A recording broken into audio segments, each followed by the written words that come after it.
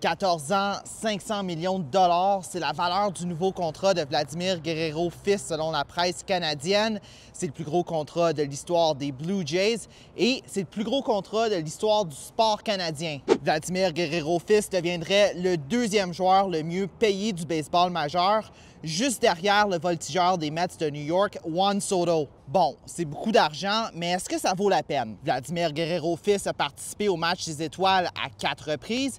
Il a aussi remporté un gant d'or et 2 bâtons d'argent. Mais ses statistiques ne le placent pas nécessairement parmi l'élite du baseball. Vladimir Guerrero fils, c'est un bon joueur. Mais dans sa carrière, son OPS, la mesure utilisée pour déterminer l'efficacité d'un frappeur au bâton, est beaucoup plus basse que celle de Juan Soto, Shohei Ohtani ou encore Aaron Judge. Le succès en séries éliminatoires manque aussi au parcours de Guerrero fils. Depuis son arrivée avec l'équipe en 2019, les Jays n'ont pas remporté de match en série. Soto et Ohtani ont remporté des séries mondiales et les Yankees de Judge ont participé à la finale la saison dernière. Reste que le baseball, c'est un sport d'équipe.